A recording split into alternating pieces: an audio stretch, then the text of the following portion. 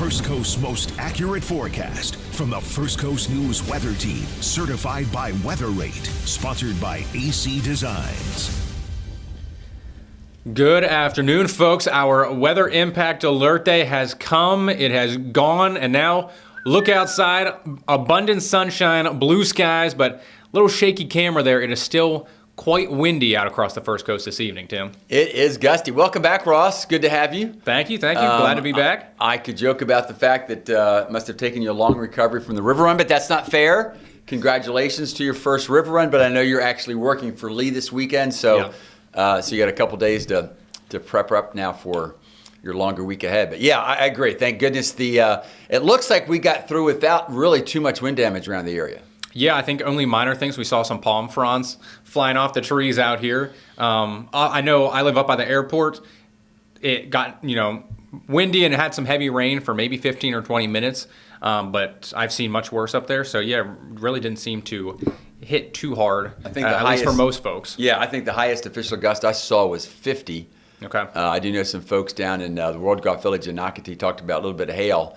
But yeah, we didn't see any severe thunderstorm warnings. No, not until it got on by, and then in Volusia County. But that's out of us, and so it's out of the south and racing away. But this is a huge system, Tim. Everyone from the upper Midwest, you're talking the upper peninsula of Michigan, Wisconsin, down through the Chicago metro and Milwaukee. I mean, they had blizzard warnings out across Iowa today, winter storm warning. So they're seeing several inches of snow there for folks, and then up and down the eastern seaboard from Pittsburgh to Philly, New York, Washington, Baltimore, all seeing a lot of rain here and even some thunderstorms. Kind of the strongest bits now moving through the DMV and coastal North Carolina and Virginia there. That would be the Delmarva, Virginia area, folks. Yeah, sorry. You're not used to the DMV. Yes, that's my East Coast or my Northeasterner coming out in me. But yeah, the I-95 corridor being hit really hard right now. But that was a heck of a blizzard. I was looking at some of the conditions in Omaha. I think after midnight last night. Heavy snow and winds gusting to 70 miles per hour. Wow. Yeah.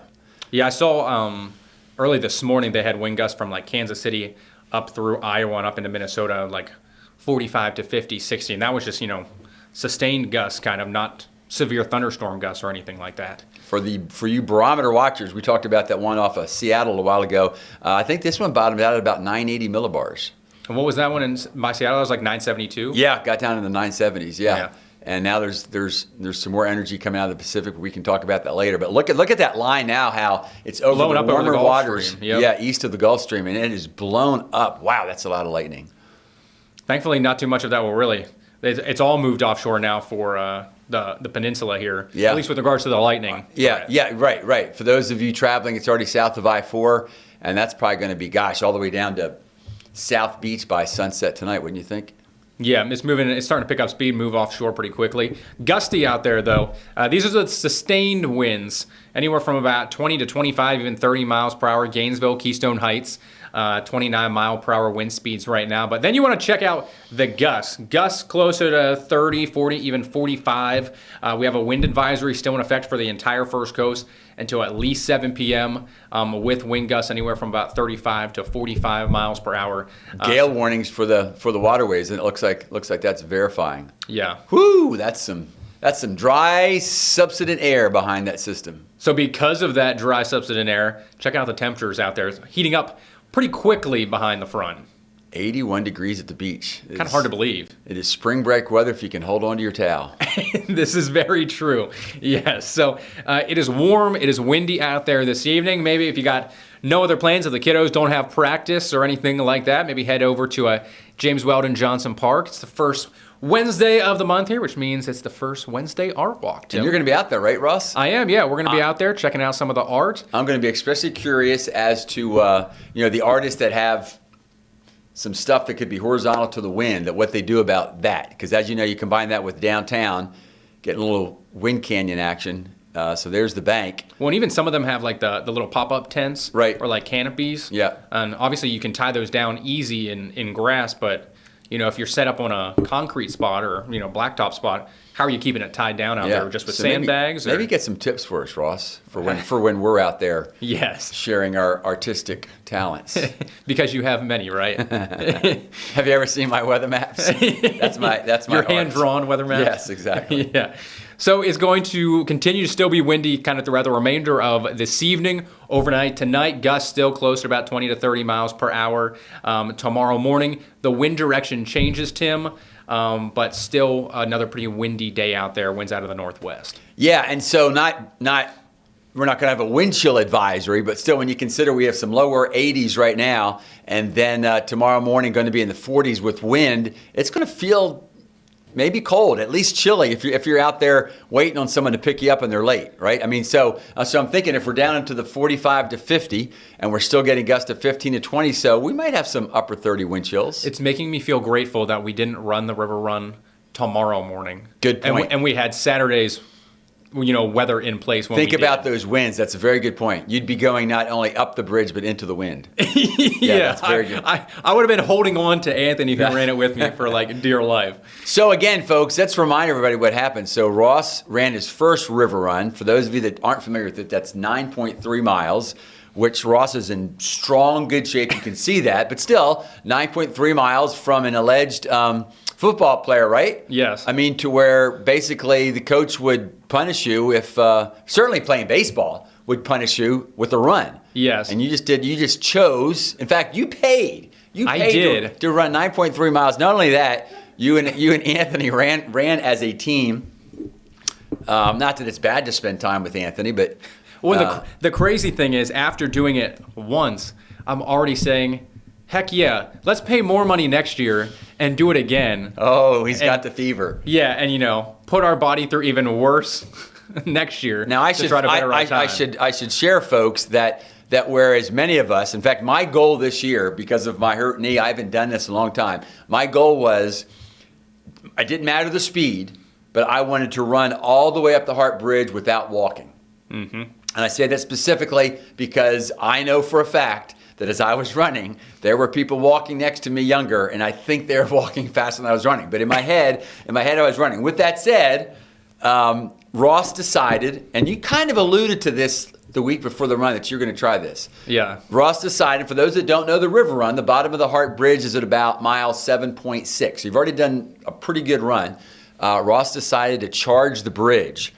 And what's funny to me is Anthony didn't give you positive feedback on that, did he? He did not. He was upset I left him in the dusty back at the bottom of the bridge because he said, hardest part of the race, and I left him in the dust. But then you made it worse because I've had a friend do this to me before, and that is I'm having a terrible run. A friend decides they're going to run out ahead of me. And once that happens, I don't want to see that friend again. I want to congratulate them. I don't want to see them again. This friend ran back toward me. I did. Almost to rub it in. Yep. And you did that to Anthony. I did. You ran back toward him. I ran back down the bridge to try and catch up with him. Well, and the reason I wanted to run the bridge is, playing football, we always said the fourth quarter was the toughest part of the game. And to prepare for that in practice, we had a big hill outside of our high school that we would have to run the hill.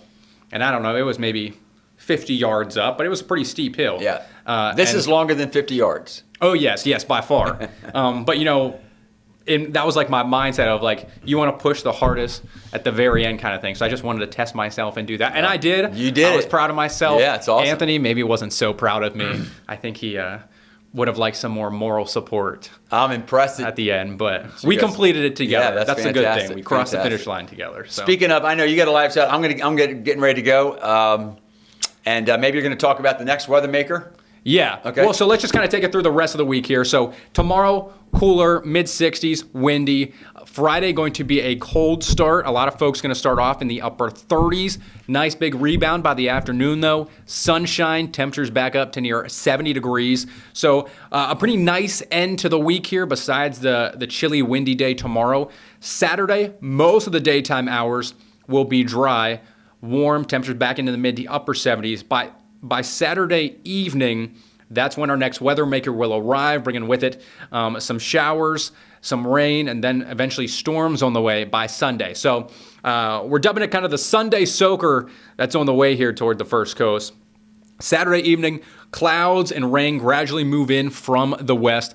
And then throughout the day on Sunday, we expect several waves or periods of rain to move on through. Isolated thunderstorms will be possible throughout Sunday afternoon and evening. You get a little bit of some daytime heating. Some of this will be dependent on which side of the low pressure system we're going to be on, whether we have more of a northerly wind. If the low goes, travels to our south, that would limit our thunderstorm chance. If the low is either right over top of us or just to our north by a few miles, and we get a little bit more of a southerly or southeasterly wind, that could potentially give us a better chance for some thunderstorms. So either way, we're expecting rain late Saturday, nearly all day Sunday, and then continuing even into Monday of early next week. So kind of your weekend rainfall outlook, at least 1 inch of rain. I think a lot of folks could see closer to about 1.5 inches to 2 inches. So this is just kind of to give you an idea of what to expect there with regards to the rain and storm chances this weekend. Maybe the more impactful thing, at least to you and your sleeping pattern, the clocks. They change this weekend. We spring forward.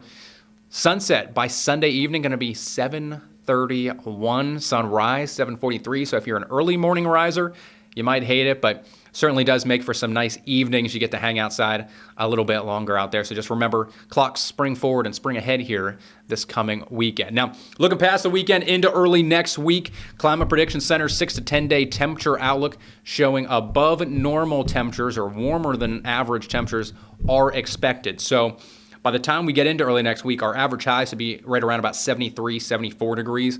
It does look like we're going to be trending toward that way, if not even warmer than that, closer back up to near 80, if not into the low to mid 80s, really by the back half of next week. But until then, we still got a lot to work, or it's a lot to kind of work through and get through here. So dry, sunny, cool, and windy tomorrow.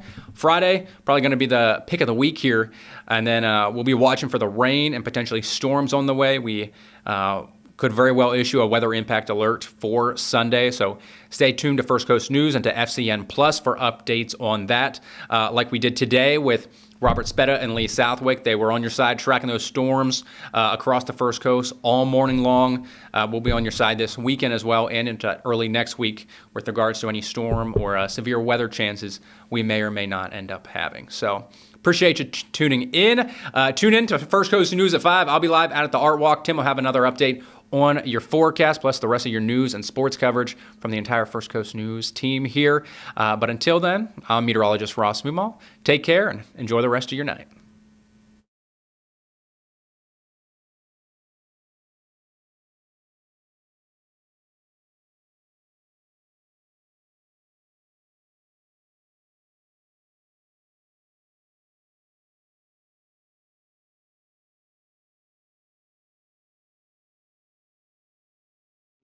Mayport as well as overseas, inside and covering typhoons, some of the biggest storms on Earth, and taking all that knowledge back here to the First Coast and in the Jacksonville and help tracking our hurricanes and severe weather in our neighborhood, knowing how they impact not only our local community but the military as well. And number one thing, of course, is being on your side, keeping you safe with your most accurate forecast. So make sure you download that First Coast News app, and also you can stream our newscast on First Coast News FCN Plus, as well as any severe weather or special weather coverage as well. I'm meteorologist Robert Speta, First Coast News, on your side.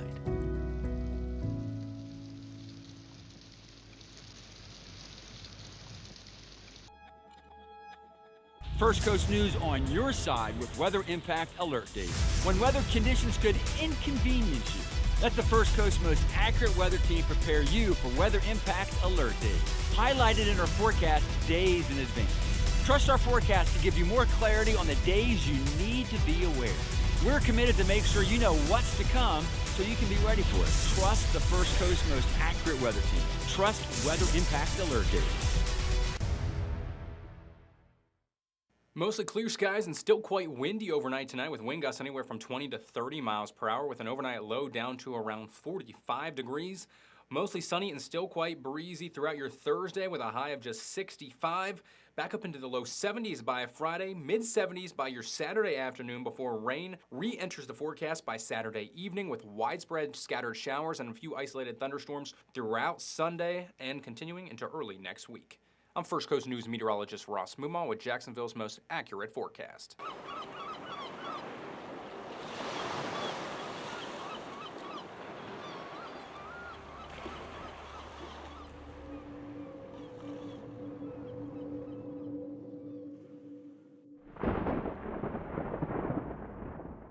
We're going to call it a weather alert period between 3 and 7. I love to forecast the weather. My passion is making sure you are prepared and you are ready to start your day. I grew up watching First Coast News. I grew up watching Tim Deegan. Meteorology is not only my job, it's my hobby. I love being a meteorologist. I love being a part of your day. Earning your trust. We can't be on your side by just telling you that. When it comes to a forecast, trust isn't just one thing. Trust is the only thing that matters. People plan their day around the forecast, and we know that. We do our best to give you the most accurate outlook, and it's even graded. I think it's an honor to be a part of the most accurate weather team. How can I be a better forecaster and better communicator for you? Every storm, every forecast. Earning your trust is just the beginning. We promise to keep it. The First Coast's most accurate weather team, sponsored by AC Designs.